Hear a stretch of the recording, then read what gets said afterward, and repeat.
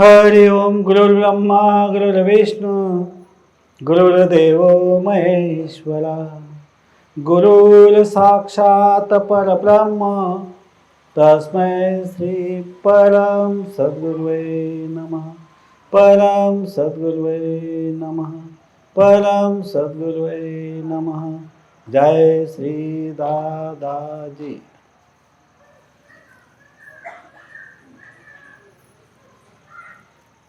परम प्रिय भक्तजनों,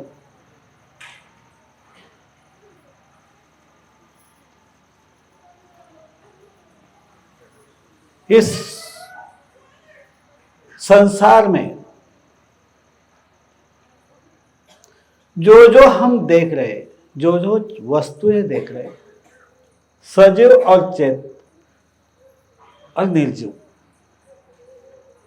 हर में एक शक्ति बसी हुई है, ऊर्जा है, एनर्जी है। इंसान में भी चेतन सृष्टि यानी इंसान और 84 लक्ष योनियों। अस्थाई मतलब में पंचतत्व, स्थाई जो है पंचतत्व, जड़, जल, वायु, अग्नि और आकाश। ये पंच तत्व से जो भी हमें देखते हैं और कुछ दिखाई नहीं देते। जैसे पृथ्वी यानी जड़ हम देख सकते हैं, जल देख सकते हैं, अग्नि देख सकते हैं, वायु देखने को मिलती नहीं है, और अवकाश यानी आकाश देखते हैं लेकिन समझ में आता नहीं है। यह पंच तत्व से तन बना है हमारा,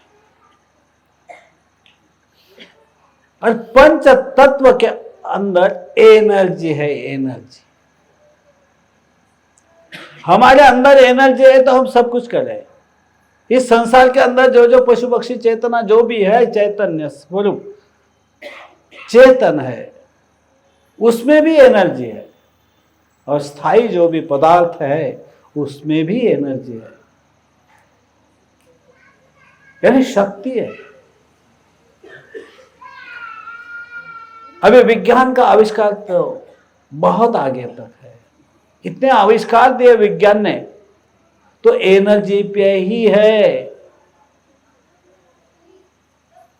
पहले एनर्जी मिली, एटम मिला, फिर बाद में पूरे आविष्कार हुए।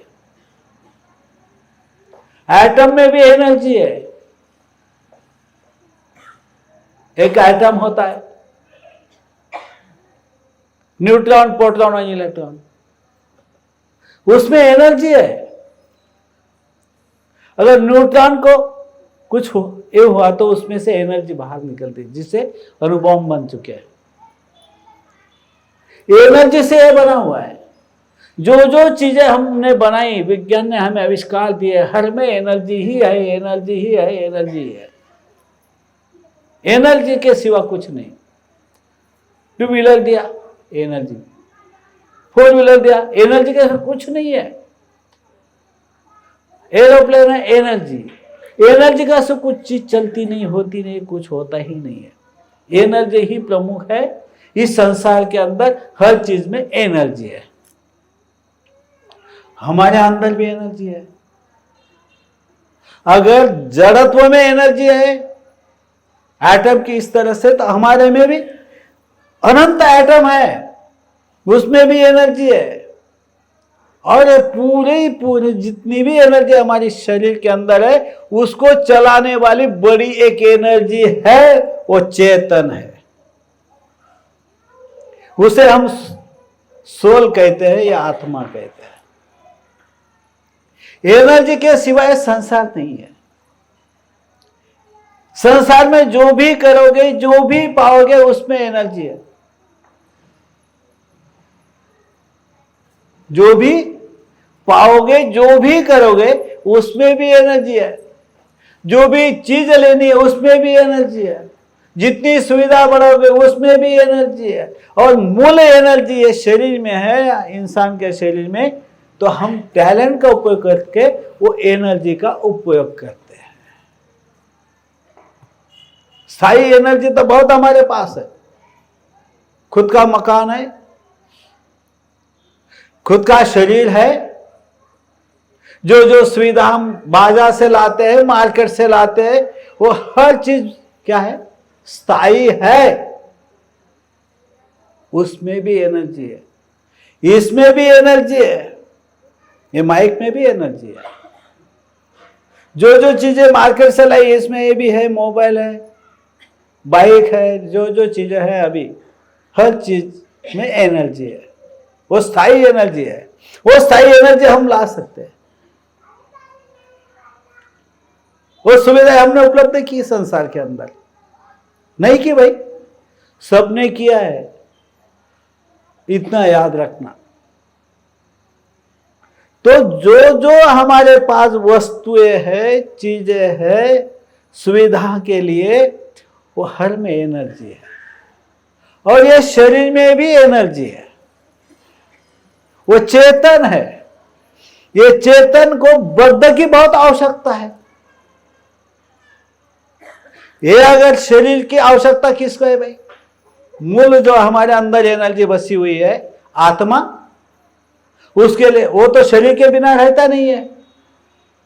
तो मतलब में क्या हुआ, ये चेतन एनर्जी इसमें होते हुए ये शरीर चेतन है, और ये चेतन शरीर के लिए जो सुविधाएं हम लाते हैं वो सब सुविधा स्थायी होती है, क्योंकि शरीर भी स्थायी है। मूल एनर्जी उसमें और है, जिसकी चेतनता इस शरीर में है। शरीर की एनर्जी के लिए, शरीर को जो आवश्यकता है, शरीर की जो हमारे विचारधाराएं है, हर प्राप्त करने के लिए जो भी लाते हैं उसमें हम एनर्जी है। हमारा संसार भी एनर्जी के सिवा चलता नहीं भाई। इंसान का शरीर मिला है, चेतन है, मनुष्य का शरीर है, तो स्त्री का शरीर की आवश्यकता होती है, बच्चों की आवश्यकता होती है, माँ बाप है, तो ये शरीर हमें मिला है, मिला ही है। ये पंच तत्व का तन, ये पंच तत्व स्थायी हो गए। कैसे हो गए, स्थायी हो गए, जड़त्व के हो गए। और इसमें पंच तत्व में भी एनर्जी है,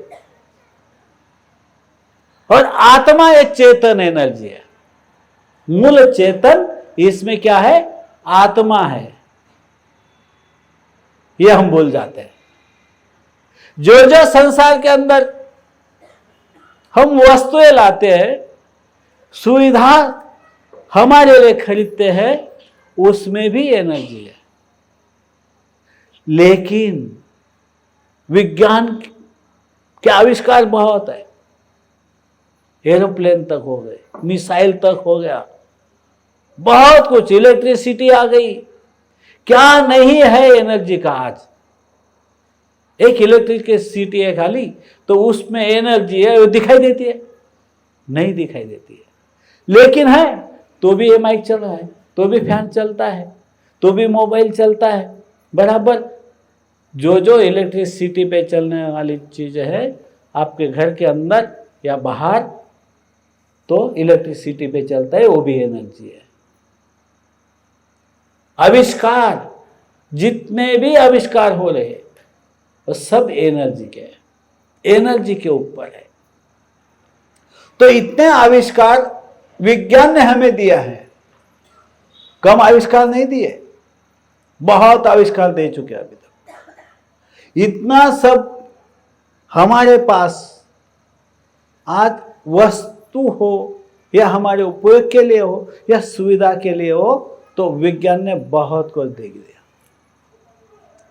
जो शरीर पे हमारा कपड़ा है वो भी विज्ञान का है, चश्मा है वो भी विज्ञान का है, बाइक है वो भी विज्ञान की है, अभी जो मकान बन रहे सीमेंट कंक्रीट स्टील का, वो भी विज्ञान का है। देखो विज्ञान का आविष्कार है सब। 2 व्हीलर 4 व्हीलर जो चीजें है, अभी सड़कें बनती है वो भी विज्ञान की है।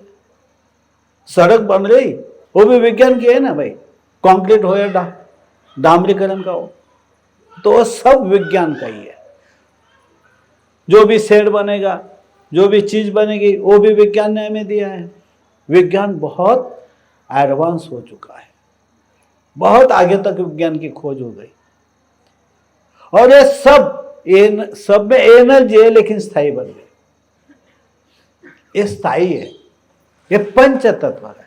लेकिन विज्ञान की खोज शरीर के अंदर जो भी हुई, स्थायी जो है उसका भी खोज हो चुकी है हमारी शरीर की। शरीर के अंदर कौन कौन सी डीएनए तक शोध हो गए कि नहीं, संशोधन हुआ कि नहीं, शरीर की भी खोज हो चुकी। अवकाश में जो ग्रह है, सब कुछ है, सूरज है, और कितने सूरज होंगे, क्या होंगे, एक आकाशगंगा ने हजारों लाखों करोड़ों आकाशगंगा है, यूनिवर्स है, मल्टी यूनिवर्स है। यहां तक भी विज्ञान का ही, खगोल शास्त्र जिसे हम बोलते हैं, उसका भी संशोधन हो चुका है। चेतन सृष्टि का भी वो संशोधन करे। 22 लाख योनि है अभी तक, इतना संशोधन हो चुका। अभी 2-4 साल पहले गए होते तो 18 लाख थी, 20 लाख हो गए, 22 लाख हो गए, अभी शायद आगे हो। ये भी संशोधन चल रहा, ये विज्ञान का ही आविष्कार है। तो आध्यात्म भी विज्ञान है। क्या है भाई? आध्यात्म विज्ञान है, साइंस है, शास्त्र है। आध्यात्म भी शास्त्र है। हमारे जो ऋषि मुनि थे, उन्होंने संशोधन किए, सुख जो पाना है। आज भी विज्ञान की जो भी एडवांस हो रहा है, जितनी भी प्रगति हो रही है, ये सब सुख प्राप्ति के लिए है। हमें सुख मिल जाए, डॉक्टर वगैरह सब कुछ, ऑपरेशन, आदमी अमर कैसा बनेगा, सुख कैसा मिलेगा। आदमी मरना नहीं चाहिए, इसीलिए भी संशोधन चालू ही है। कहने का मेरा मतलब यह है कि मूल सुख, मृत्यु का सबसे बड़ा दुख है, सबसे बड़ी भय है हमारे लिए। अंदर से बहुत भयभीत है हम, हमारी कब मृत्यु हो जाए भरोसा नहीं। इसके लिए उसका भी संशोधन चालू है। तो ही तो इतना डॉक्टर हुए, इसीलिए इतने बड़े बड़े ऑपरेशन करके हमें जिंदा रखते हैं। सब कुछ कर सकता है, यहां तक विज्ञान, फिर भी इंसान मरता है। तो दुख है, अभी तक उसका सुख तो मिला नहीं।